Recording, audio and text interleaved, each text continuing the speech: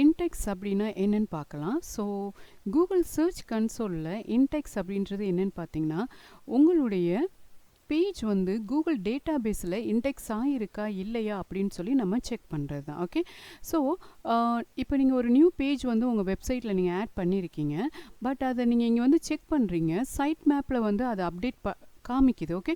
நீங்கள் நியூவாக அப்டேட் பண்ண பேஜ் சைட் மேப்பில் காமிக்குது. பட் நீங்கள் கூகுள் சர்ச் ரிசல்ட்டில் வந்து சர்ச் பண்ணும்போது உங்களுக்கு காமிக்கலை அப்படின்னா நீங்கள் என்ன பண்ணணும்னு பார்த்தீங்கன்னா, கூகுள் சர்ச் கன்சோலில் இந்த லெஃப்ட் சைடில் யூஆர்எல் இன்ஸ்பெக்ஷன் இருக்குது இல்லைங்களா, அதை கிளிக் பண்ணிவிட்டு இந்த சர்ச் பாரில் நீங்கள் என்ன பண்ணுறீங்க, எந்த பேஜ் நியூவாக ஆட் பண்ணீங்களோ அந்த பேஜை நீங்கள் கிளிக் பண்ணி பாருங்கள். ஸோ கிளிக் பண்ணும்போது இந்த இடத்துல உங்களுக்கு யூஆர்எல் இஸ் ஆன் கூகுள் அப்படின்ற இந்த க்ரீன் செக் மார்க் வந்திருந்தது அப்படின்னா உங்களுடைய அந்த பேஜ் வந்து கூகுள் டேட்டா பேஸில் ஆட் ஆகிருக்கு. தட் மீன் இன்டெக்ஸ் ஆகிருக்கு அப்படின்றது அர்த்தம். ஓகே.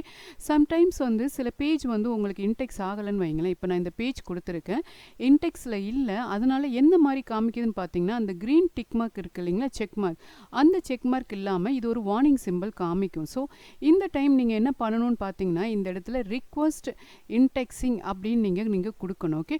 ஸோ நான் ஆல்ரெடி கொடுத்துருக்கேன். கொடுத்தனால திரும்ப என்ன கேட்குதுன்னு பார்த்தீங்கன்னா, ரிக்வஸ்ட் அகெயின் அப்படின்னு கேட்குது. ஸோ இப்போ என்ன பண்ணியிருக்கோம், இந்த மாதிரி கொடுத்தோம் அப்படின்னா ஒரு ஃபியூ மினிட்ஸ், ஒரு 1 to 3 மினிட்ஸ்க்குள்ளே இது எடுத்துக்கும். ஓகே.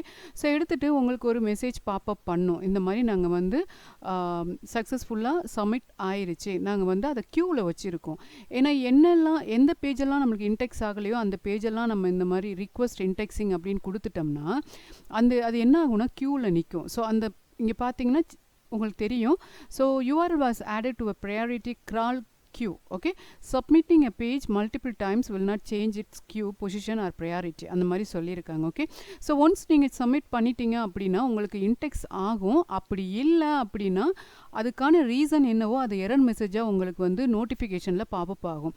ஸோ அதை நீங்கள் ரிசால்வ் பண்ணிவிட்டு எகெயின் ரிக்வஸ்ட் இன்டெக்ஸ் கொடுத்தீங்க அப்படின்னா சக்ஸஸ்ஃபுல்லாக உங்களுடைய பேஜ் என்ன ஆயிரும்னு பார்த்தீங்கன்னா எகெயின் உங்களுடைய டேட்டாபேஸ் கூகுள் டேட்டாபேஸில் ஆட் ஆகி இன்டெக்ஸ் ஆயிரும். ஓகே. ஸோ இதுதான் என்னென்னு பார்த்தீங்கன்னா இன்டெக்ஸிங்.